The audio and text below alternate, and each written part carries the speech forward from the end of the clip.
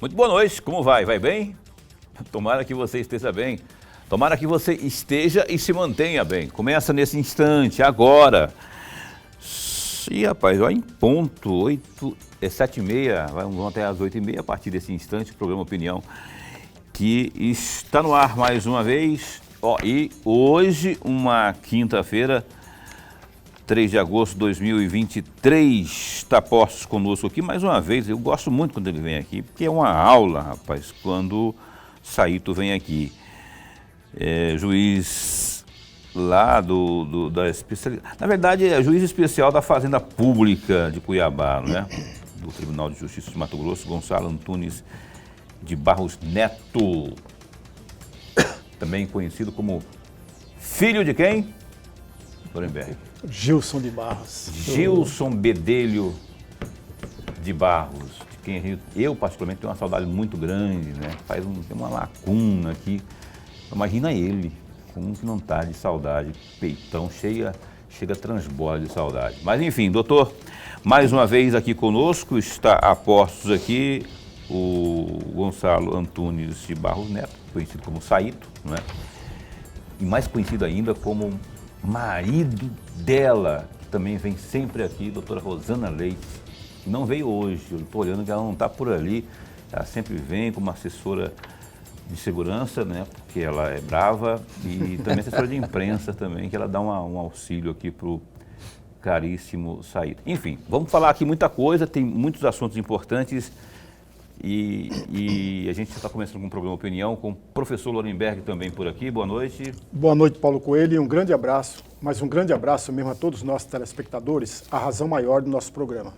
Quero abraçar você que acompanha a Opinião pelo Canal 22 e também pelo www.gazetadigital.com.br e pela página no Facebook da TV Pantanal. Muito bom ter você acompanhando a gente em qualquer canto pelo planeta, não é?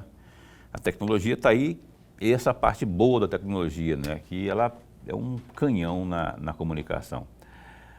Então, bem-vindo, você tem aí, caso queira interagir conosco, 99932-2529, alguma mensagem de texto para o nosso entrevistado. Eu cumprimento mais uma vez, doutor, muito bom tê-lo aqui, obrigado, viu, por aceitar o nosso convite. Eu, de vez em quando, dou umas ligadas assim, é legal que ele nunca disse não, assim, né? Aliás, disse não uma vez, que falou, Paulo, olha, amanhã, que seria a data do programa, vou ter aí uma live, não sei aonde aí, que eram ele e ela, doutora Rosana, estavam estreando aí alguma coisa nesse sentido. Daqui a pouco a gente fala sobre isso também, que era também um bate-papo do mesmo horário, em que não dava. Mas fora isso, sempre aceita. Obrigado por ter aceito o convite do programa Opinião. Eu que agradeço, Paulo. A Rosana está bem? Está bem, ótimo. Continua brava, não? Zangada, como sempre, né, mas rapaz? é aquele carinho, aquele amor, né? É uma braveza contra as coisas erradas. Com relação às coisas certas da vida, do cotidiano, né, da humanidade, ela está sempre sorridente. E é um casal que não... Vocês brigam ou não? Porque é difícil imaginar brigar com ela, porque ela tem sempre razão, parece assim. Você olha para ela assim, porque ela é tão certinha assim, né? Bom, não sei lá no dia a dia, mas se for o que ela é em público, como ela lá na sua casa, é difícil brigar com ela e ter razão, né? Então é melhor ficar... Exatamente. Eu já peço desculpa antecipadamente. Pede desculpa antecipada, assim, ó, amor, isso aqui é pro mês inteiro, desculpa se eu vier errar aí. Vou fazer tudo para não errar, mas se eu errar... Vamos começar falando aí do nosso juizado, no qual o senhor está lotado, que é da Fazenda Pública. O telespectador que está acompanhando pode não ter a noção exata das demandas desse juizado. Eu queria que o senhor falasse e trouxesse alguns assuntos, alguns casos específicos, né, que não comprometa nenhum tipo enfim, que não o comprometa, porque muita gente não tem noção. E quais são as demandas do juizado da Fazenda Pública que o senhor poderia estar trazendo aqui nesse início de conversa? Paulo, tem muita... Primeiramente, boa noite, professor Lorenberg, ao Paulo Coelho, meu amigo, ambos meus amigos. O juizado da Fazenda Pública, ele é um juizado que atende, como o próprio nome diz, o público se relaciona, né, com entidades estatais. E a sede do governo do estado em Cuiabá, a sede de Cuiabá, por óbvio, está na capital, e nesta circunstância o juizado da Fazenda Pública ele sempre é chamado quando envolve algum conflito de interesses entre o particular e esses entes públicos do município e do estado. Naturalmente, quando há essas questões que envolvem diretamente esses interesses, né, do município e do estado aqui na nossa capital, deságua o processo no juizado da Fazenda Pública, naquelas causas em que a complexidade não é volumosa, né, e que envolve aí numa quantia, em princípio, de até 60 salários mínimos. Quando eu digo em princípio, porque há aquelas causas em que não se concebe ou não se consegue antecipadamente dizer qual que seria o valor dela. Aí, nesse sentido, acaba também o processo desaguando no próprio juizado fazendário. E ali eu, a doutora Gabriela, também tem uma outra juíza, né, inclusive uma brilhante magistrada, já nos representou na OEA como representante do Brasil, né, na Organização dos Estados Americanos, já representou, esteve, eu não me recordo se é a OEA ou é a ONU, mas ela esteve inclusive em outros países na condição de adida pela paz, né, representante e promovendo também e consolidando a paz mundial e a dignidade da pessoa humana, e ela atua ali também na Fazenda Pública. Então, eu acho que a equipe é muito boa e essas demandas eu tenho certeza que estarão e estão em boas mãos. Qual a demanda mais comum que tem ali no juizado? Ali, que vocês, a questão que envolve, por exemplo, aposentadoria, também de servidores públicos que têm interesse em mudar seu quadro referencial, né, na sua carreira, né, discussão que envolve, às vezes, diretamente o DETRAN, Departamento Estadual de Trânsito, questão de saúde pública, de atendimento, aquelas cirurgias não eletivas, mas aquelas emergenciais que não dá da pessoa esperar pela fila do SUS, né? Essas questões sempre aportam no juizado da Fazenda Pública. Professor Lorenberg. Juiz, antes de mais nada, registrar nossa alegria. Mas a alegria mesmo de tê-lo aqui mais uma vez, nós ganhamos e ganhamos muito. O programa fica rico, torna-se rico com a presença do senhor. E é muito bom porque não existe uma fronteira entre o jurídico e a sociologia, a filosofia. Isso é muito bom, inclusive para o nosso amigo telespectador. Por falar nisso, juiz Gonçalo, eu assisti recentemente uma entrevista que o senhor concedeu àquele Por Dentro da Magistratura, agora Sim. recente, né? Sim. Dia 10, para ser mais claro, dia 10/11 de 2022, e eu destaquei um trecho que eu gostaria muito de uma reflexão do senhor. Claro. Entre aspas, a magistratura não pode ser exercida de forma passional. Você tem que desapaixonar-se para se inserir, ser bem-vindo na área criminal. Senão, você passa a ser um magistrado panfletário, que só enxerga erro com relação às decisões. Fecham aspas. E aí eu tenho duas perguntas, na verdade não são duas perguntas, são pedidos de reflexão. A primeira delas, como é uma magistratura passional? E como deixar de sê-lo? E a segunda, como é um magistrado panfletário? E como deixar de sê-lo? Excelente pergunta, aliás, que provoca realmente profundas reflexões. Desde que pudemos vislumbrar, né, a genialidade de Freud, no sentido de que nós temos no id e no superego, de um lado um adversário e do outro lado, vamos dizer assim, um aliado.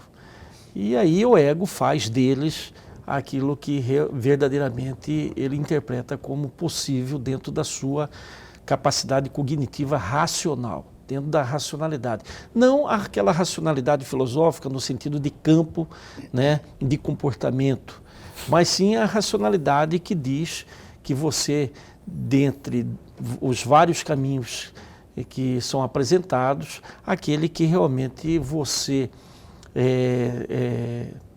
decide seguir por parâmetros principiológicos e por parâmetros de raciocínios mais lógicos. E quando eu digo mais lógicos, eu incluo aí o raciocínio também humanitário, né? Então, o magistrado, ele não pode deixar aflorar o lado, vamos dizer assim, mais subjetivo e aí, eu diria até mais egoísta dele. Porque nós sabemos que a neutralidade é impossível no mundo, ainda mais no mundo totalmente conectado como o nosso.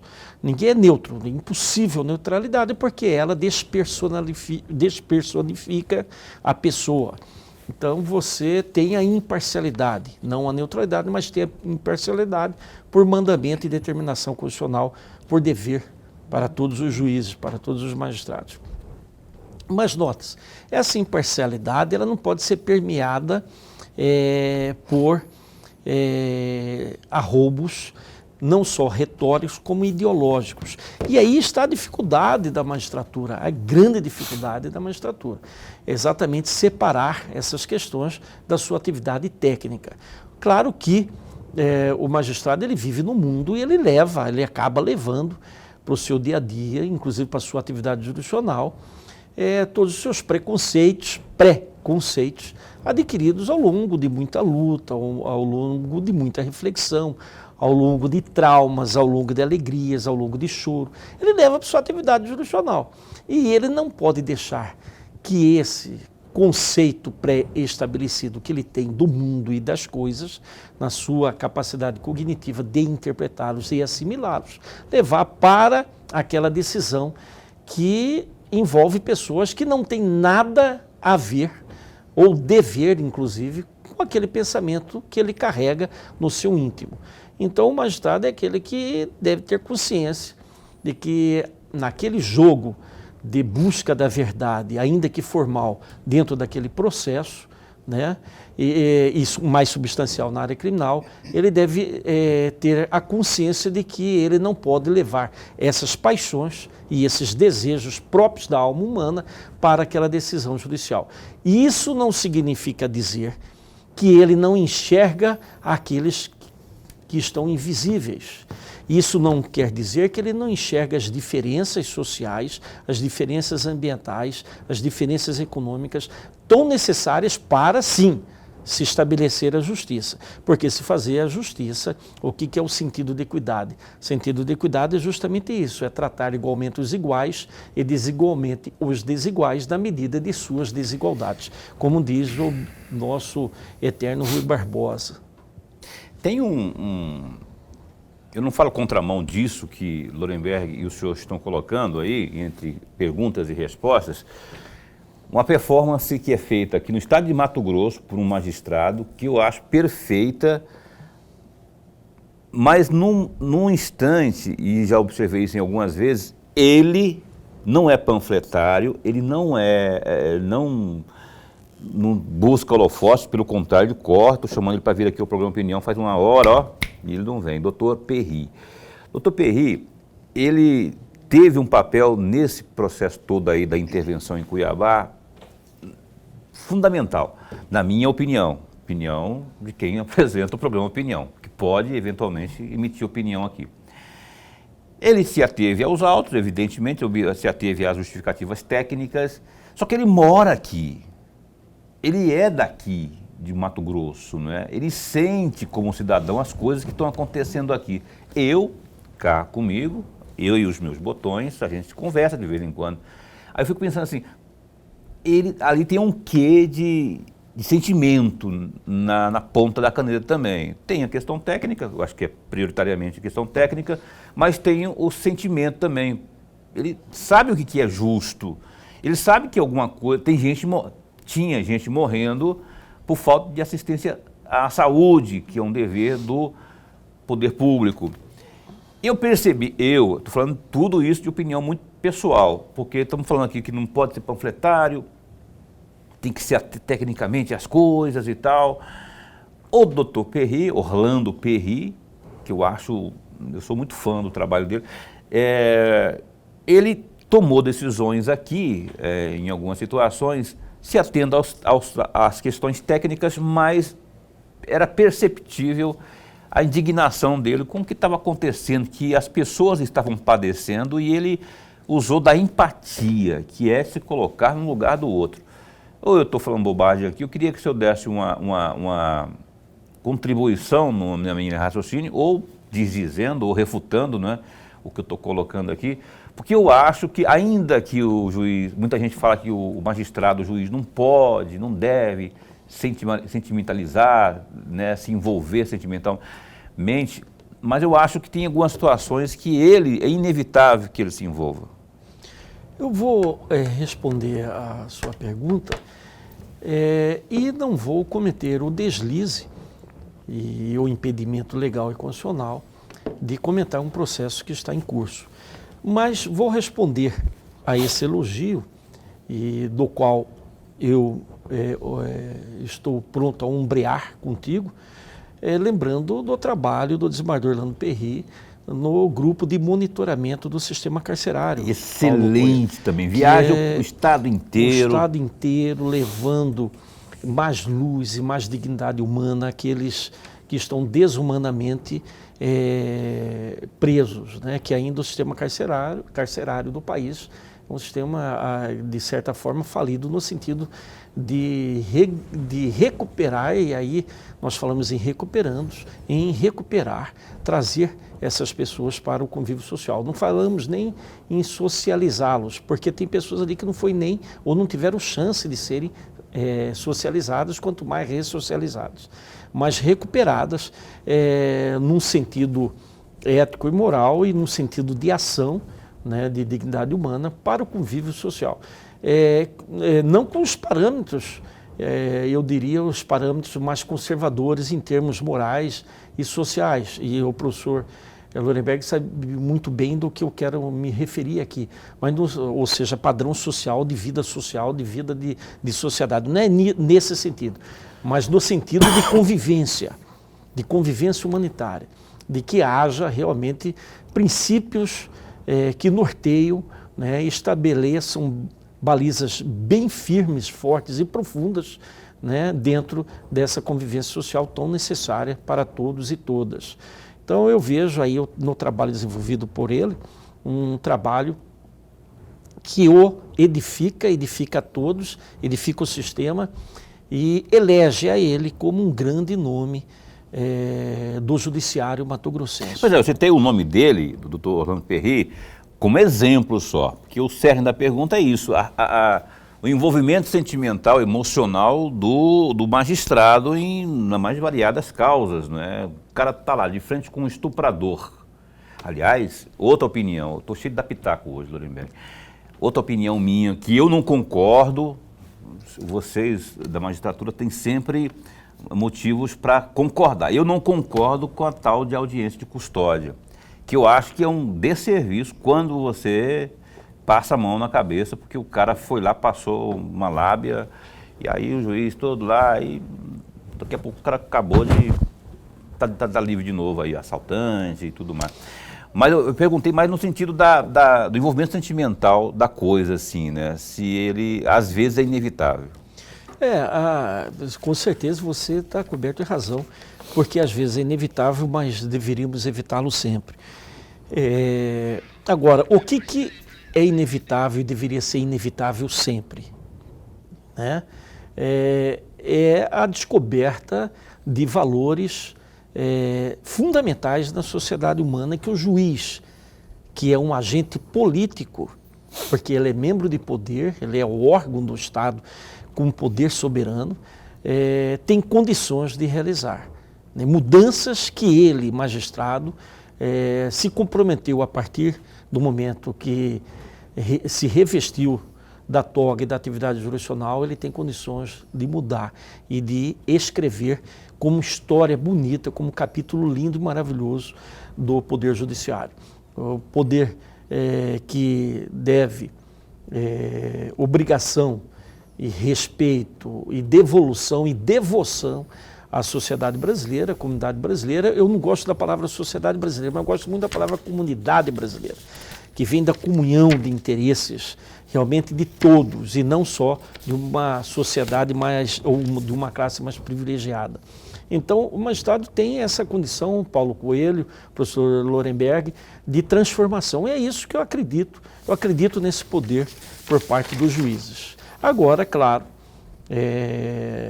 você me obriga, de certa forma, com a tua colocação, a uma reflexão.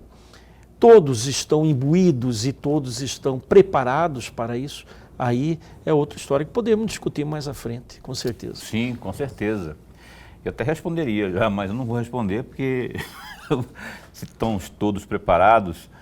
Enfim, olha só, o Lorenberg, dá um tempinho só para a sua pergunta aí, que é muito importante, logo precisa de um tempo maior para responder. Eu tenho que ir para o intervalo comercial, tem problema para você não? Se não, eu ligo para o Dorileu aqui, fala para ele suspender o comercial aqui, aí a gente continua o bate-papo aqui, falar com o Dorileu.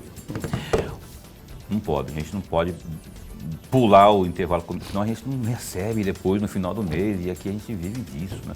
Opinião hoje está entrevistando o Saíto, daqui a pouquinho eu quero saber por que Saíto também, não é? Que é o juiz de direito Gonçalo Antunes de Barros Neto.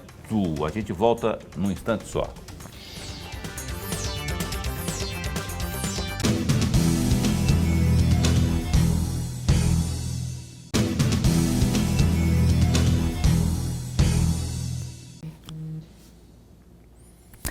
Eis que estamos de volta, você está assistindo aqui ao programa Opinião na sua TV Pantanal. O Gazeta Digital, tecle aí ó, www.gazetadigital.com.br. Algumas notícias que estão nesse instante lá, entre as principais, a gente separou algumas. Veja bem, a Controladoria Geral do Estado de Mato Grosso, a CGE, e também a Secretaria de Estado de Fazenda, a Cefaz, condenaram 5 empresas do setor sucroalcooleiro a restituírem o Estado em 50.700.000 reais por prejuízos causados por fraude no recolhimento do Imposto sobre Circulação de Mercadorias e Serviços, ICMS.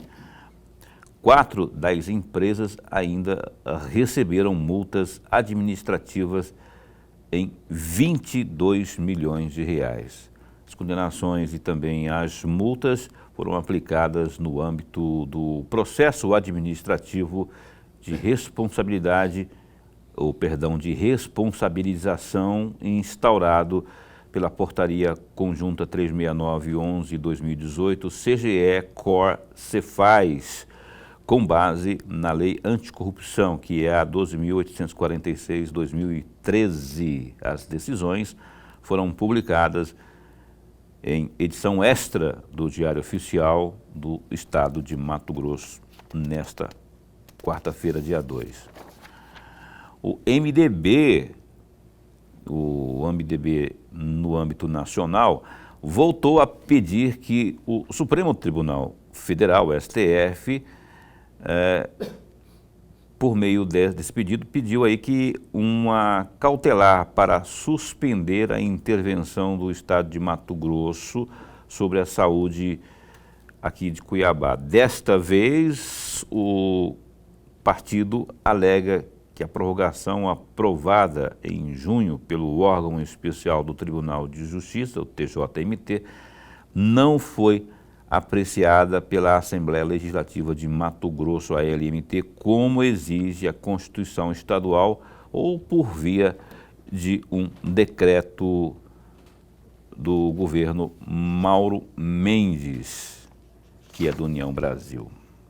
Segundo o pedido, tal prorrogação segue numa situação de, aspas, absoluta inconstitucionalidade fundada em princípios não positivados na Constituição Estadual, sem nova decretação pelo Executivo Estadual sem aprovação do Poder Legislativo Estadual, medida obrigatória exigida pela Constituição Federal, fecha aspas.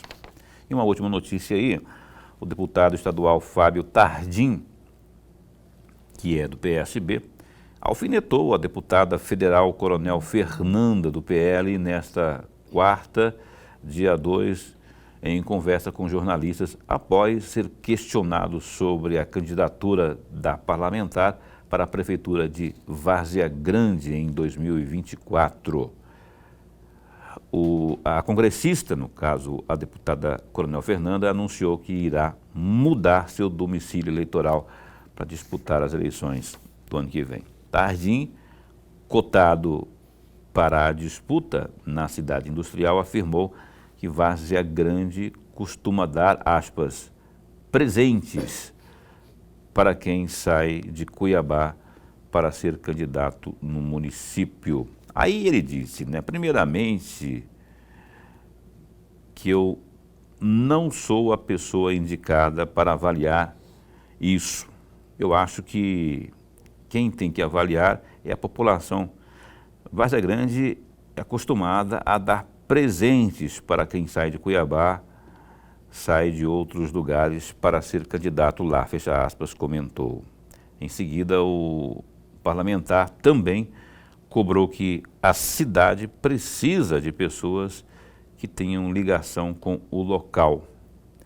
Aí ele disse, né, eu acho que Várzea Grande precisa de pessoas que tenham uma ligação com a cidade, mas eu acredito que em uma eleição, quanto mais candidatos, melhor para a população avaliar, disse o Fábio Tardim. Não demorou muito para ele comentar, né, Lorenberg, essa situação aí, porque ele criticou, depois no final tentou ajeitar ali, quanto mais candidato melhor, mas na verdade que acaba tendo aquilo que eu também falei ontem, né, que eu comentei ontem também, que Fernanda, ou quem quer que seja, qualquer pessoa, qualquer político que queira ser candidato numa cidade como, por exemplo, Várzea Grande, precisa enraigar, precisa mostrar que veio, no caso, a que foi, não é? Que a levou a ter essa ideia, e não por força partidária. O Tardim está dizendo aqui, você acha que você vê um pouco de dor de cotovelo nisso, ou ele está certo? Não, veja, no meio do caminho ele foi um pouco contraditório, né? Ele bateu de frente com a deputada e depois, no segundo momento, ele falou, mas eu não sou a pessoa indicada para dar opinião a respeito, e depois ele voltou. Falou, cadê a identificação? Em resumo, ele cobra exatamente uma identificação de uma pessoa que queira disputar uma eleição na cidade. Ele está correto. Ora, tem que ter um mínimo de identificação, um mínimo de vínculo com o município. Se não tem, fica muito pouco provável de obter êxito numa disputa ao executivo. Então, esse aspecto tem que ser levantado para nossa reflexão. E depois, no final, ele passa pano de novo, né? Como se ele não tivesse nada com isso, como se ele não tivesse, que é bom ter um número grande de candidatos. Olha, é bom, toda disputa para o executivo, quanto maior o número de candidatos, é melhor para nós todos aqui e para o conjunto do eleitorado. O maior número de opções permite a esse mesmo eleitorado maior possibilidade de escolhas. Isso é o mais importante. Está aí, portanto, a situação que está causando aí pelo menos um frisson aí entre aquelas pessoas, especialmente diretamente ligadas ao pleito lá de Várzea Grande, não é? Coronel Fernanda, por força partidária, vou dizer isso, não é? Não porque ela queira. O Coronel Fernanda, dá uma olhadinha para trás aí e procura aí sobre Emanuelzinho. O que aconteceu com ele quando ele tentou se enveredar lá por Várzea Grande? Aí ele ligou na época e falou assim, minha mãe morou aqui, meus pais moraram aqui, não sei o quê, não sei o quê, não sei o quê. Chegou assim de última hora, tem uma charge do jornal A Gazeta de hoje, alguém caindo de paraquedas lá, assim. Mas é basicamente isso, não se cai de paraquedas tentando tirar proveito político eleitoral, tem que se construir uma... Eu não falo que a senhora não tenha, só deve ter emendas por lá, enfim, imagino eu, não é? Tem um nome, recebeu muitos votos ali para sua eleição de deputada federal, só que tem que ter uma identidade direta, tem que ter serviços, tem que ter ali, tem que tomar, que nem o Jaime faz. Falam mal do Jaime às vezes, né?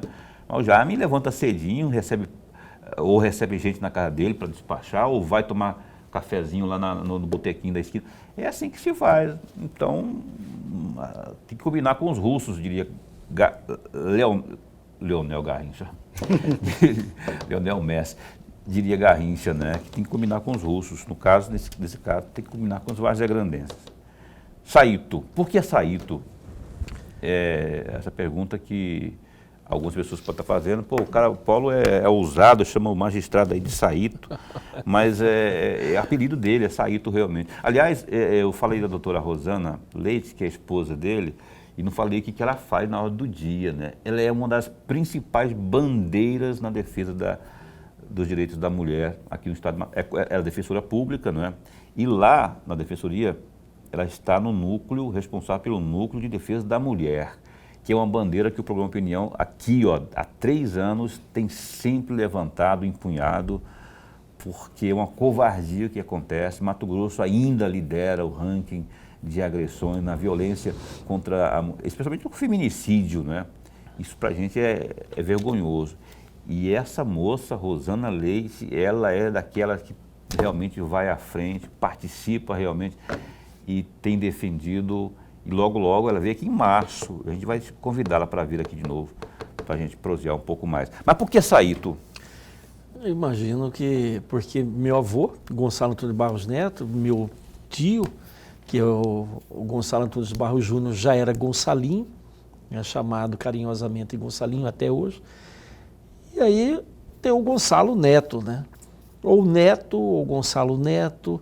Eu acho que começaram as crianças me chamarem de Gonçalito, Salito, e ficou Saíto. E quem que foi o autor da prosopopeia, vamos dizer assim, foi Gilson de Barros, né? Foi meu pai. Gilson de Barros. E ele... É engraçado isso daí, porque a regra virou exceção. Então, ou exceção virou a regra. O Saíto hoje... eu sou mais conhecido por Saíto do que o próprio Gonçalo. Inclusive dentro da magistratura, dentro do local de trabalho, tudo, né? Mais Saíto.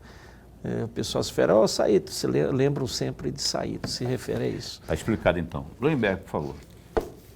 Juiz, no domingo agora, pelo jornal A Gazeta, o senhor publicou um texto, como eu leio sempre, lá no último parágrafo do texto, para concluir o texto, entre aspas, as esferas públicas e religiosa muitas vezes interagem e se influenciam mutuamente, o que pode gerar conflitos em relação à verdade. Você falava da verdade lá no primeiro bloco. Algumas ideologias políticas são construídas com base em doutrinas religiosas. E líderes políticos podem reivindicar uma autoridade divina para justificar suas ações. Fecham aspas.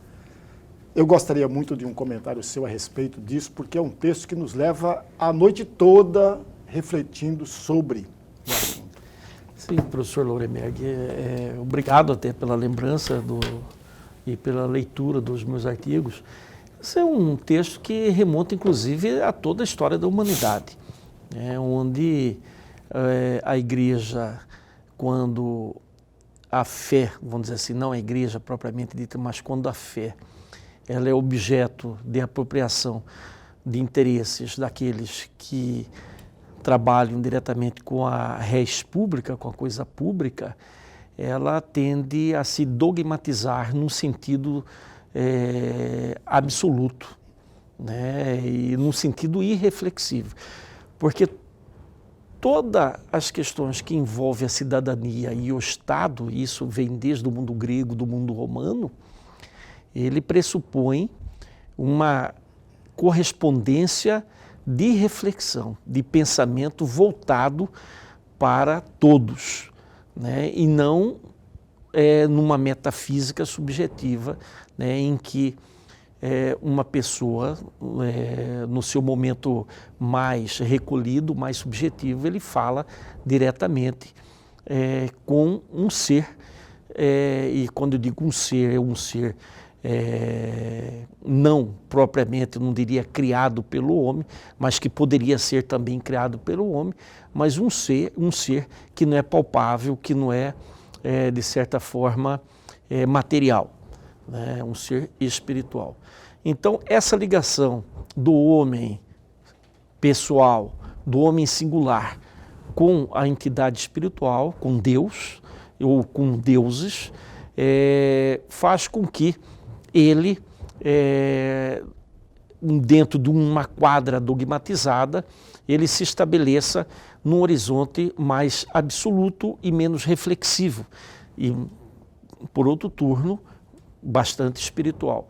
Agora, as questões que envolvem a coisa de todos, a coisa pública, a coisa material, o Estado, a devolução desse contrato social que dizia Rousseau e Locke, né? Ou seja, devolver para todos, né, aquela administração que deve ser erigida em nome deles, em nome de todos, ou seja, em nome do povo, é necessário que haja uma racionalidade lógica, que haja uma interseção menos espiritual e mais de pé no chão, mais do dia a dia, mais visível, né? Porque senão toda a atividade democrática que ambos estavam, né, tanto o Paulo Coelho quanto o senhor estavam discutindo aqui com relação à Várzea Grande, toda que exige a pluralidade, ela cairia por água abaixo. Essa pluralidade, ela tem na democracia e no organismo do Estado, mas ela não tem na religião. Na religião, no que concerne ao aspecto dogmático, ou seja, ao aspecto de fé e ao aspecto de pertencimento, pertencer a uma determinada denominação religiosa. Então, nesse sentido, a análise é mais singular, entre a pessoa e Deus, e a pessoa e onde ela se sinta bem, né? Ou seja, há uma escolha, e essa escolha não tem a sua correspondência no Estado, porque o Estado está ali e o Estado precisa ser movimentado. E essa movimentação, ela exige, sim, essa reflexão maior, essa vigilância maior, né, dentro daquilo que se diz pluralidade, né, e pluralidade de pensamento, pluralidade de partidos políticos, pluralidade de líderes e assim sucessivamente. Vamos para o intervalo comercial, ninguém me disse nada aqui, mas eu acho que eu tenho que ir para o intervalo comercial agora. Vamos para um break e a gente volta já já com a sequência aqui da entrevista com o Saíto, que é o doutor juiz de Direito, o Gonçalo Antunes de Barros Neto. Um instante só.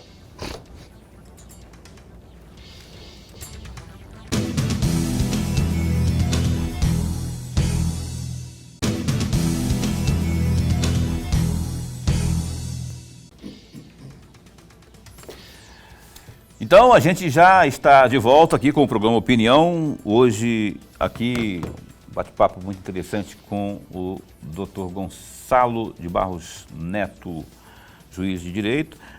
O Dr. Gonçalo está hoje, se mantém, né, como juiz especial da Fazenda Pública.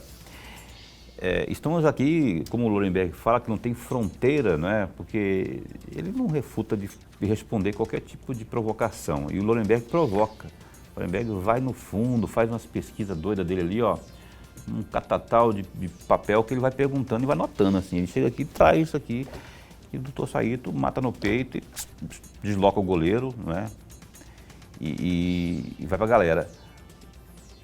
Por falar em provocar, ativismo judicial. Eu queria uma avaliação sua sobre isso, evidentemente, sem que o senhor possa ir muito além daquilo que lhe compete, mas Discute-se muito isso hoje nos dias atuais, não é? O senhor falou agora há pouco no bloco anterior do juiz espalhafatoso, né? Que até a menção que o Lorenberg fez de um texto seu. Mas eu queria que o senhor falasse sobre o ativismo judicial, porque ele é muito questionado, muito apontado, alegado nos dias de hoje, não é? Quando se refere à Suprema Corte, então nem se fala. Outro dia, eu vou dar um exemplo que eu achei absurdo. Eu gosto sempre de frisar isso porque já é uma opinião muito minha. A doutora Rosa Weber esteve aqui em Cuiabá, que é ministra, presidente do Supremo Tribunal Federal. E ela fez uma avaliação, ao meu ver, absurda. Eu não concordei com aquilo lá não, doutora. Desculpa aí, a doutora Amine Haddad, que é a sua assessora aí, né, que está lá também na presidência. A gente adora que vem sempre aqui também falar conosco, mas a colocação que ela colocou, a colocação que ela fez, referindo-se ao 8 de janeiro. Ela disse que aquilo lá fez uma comparação a 1941, o ataque dos japoneses a Pearl Harbor, lá no Havaí, lá nos Estados Unidos, né? E ela fez uma comparação, traçou um paralelo, a doutora Rosa Weber, um paralelo com o 8 de janeiro. Por que eu achei absurdo? Porque não tem... Primeiro que lá, no ataque da marinha japonesa a Pearl Harbor, lá houve milhares de mortes, milhares. A conta fecha em mais de 3.000, porque morreram 2.000 num primeiro momento, depois outros ficaram feridos e morreram depois. E aqui no 8 de janeiro, ainda que nós aqui, a gente condena aquilo que houve em 8 de janeiro. Condena mesmo. Vandalismo a gente condena, depredação, baderna, nós condenamos e queremos luz nisso aí para que os verdadeiros culpados, seja mandantes, seja omissos, coniventes, sejam responsabilizados aí criminalmente, inclusive.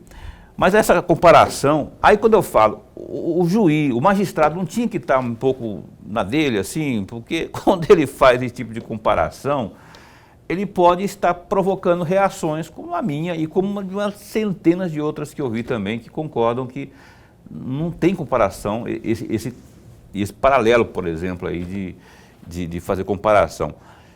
Eu não quero que o senhor entre no mérito da Rosa Weber, mas eu digo assim, não tinha que estar mais contido o magistrado hoje, porque eu falei de ativismo judicial, eu queria que o senhor emendasse também uma opinião sobre isso.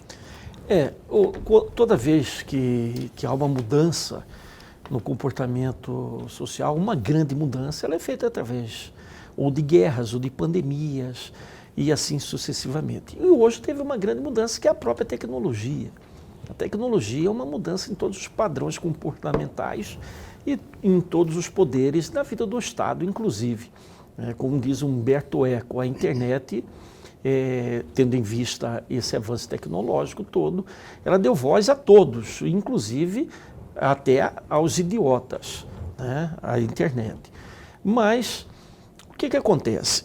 De onde surge o direito, vamos dizer assim, a forma de atuar de forma mais de frente e não de forma contida, como existiam os juízes do passado. Os no passado diziam, o que não está no processo não está no mundo.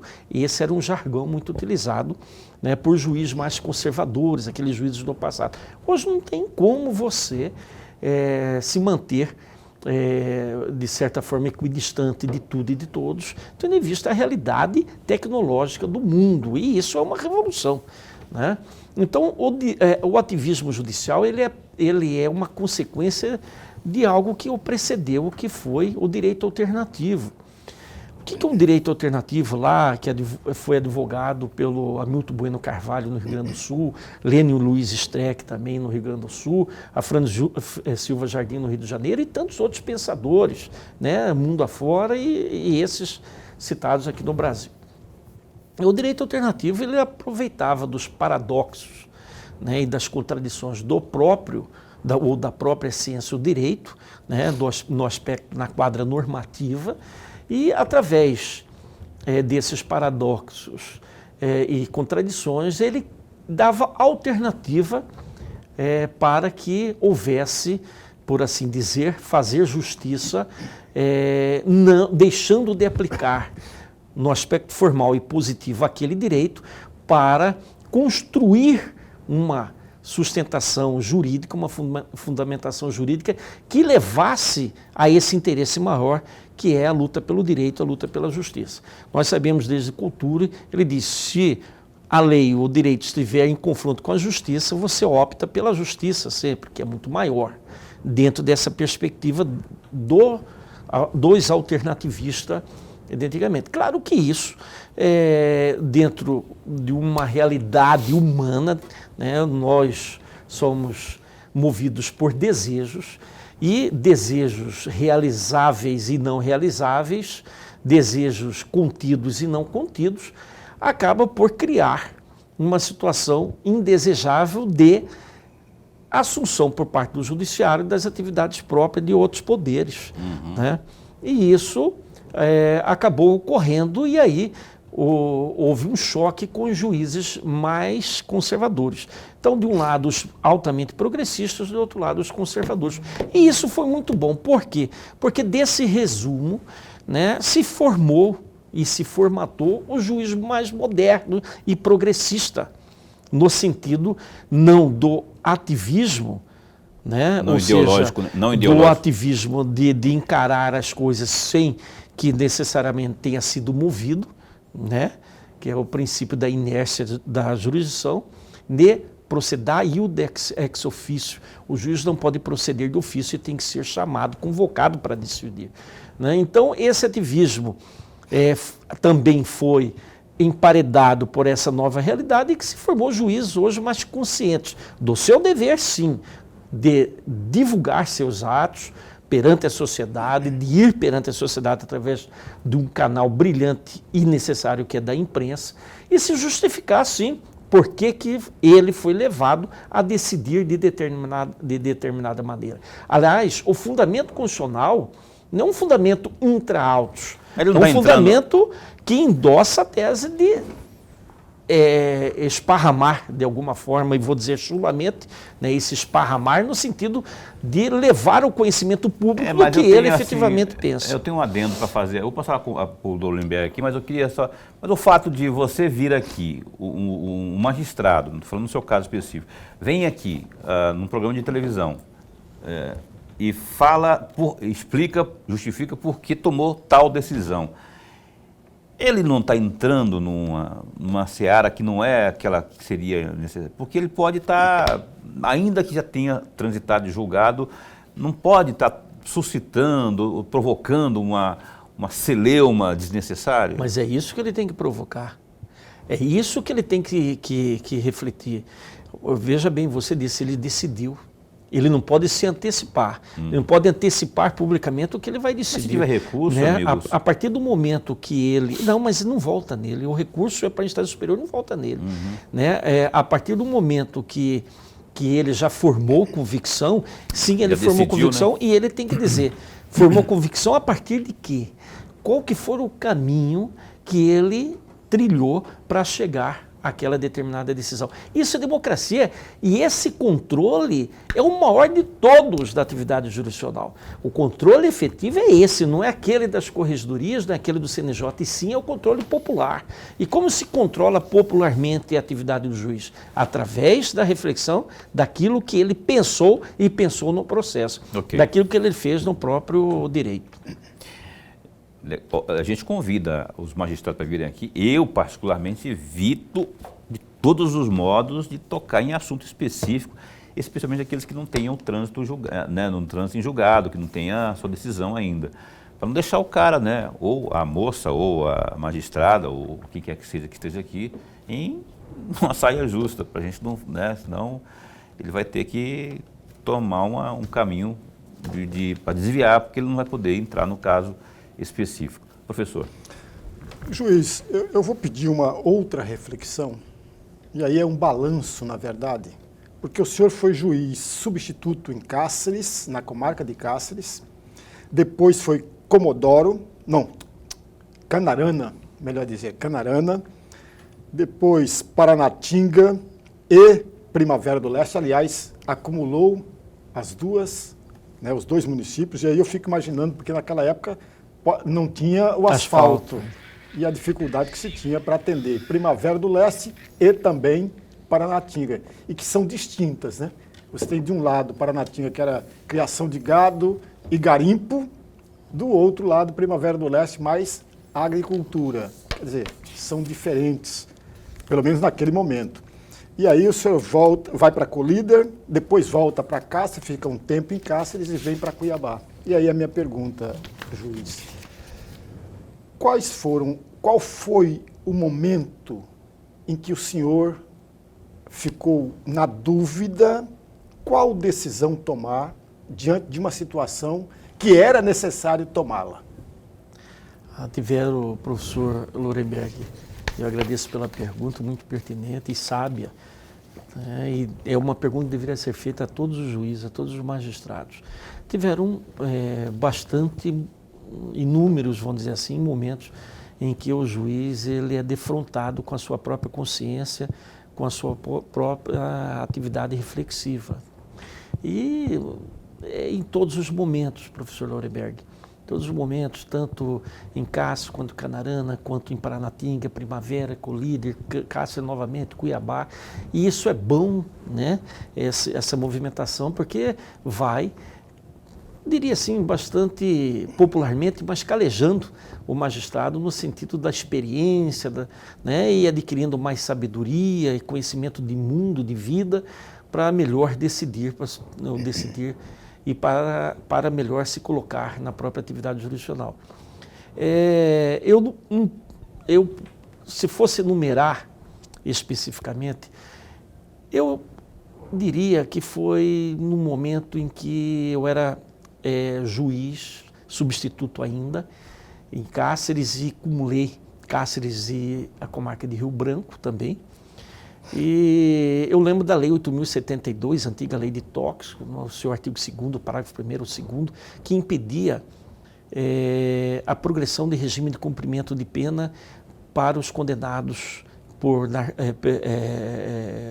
pela Lei de Tóxico, né, das penas ali combinadas pela Lei de Tóxico.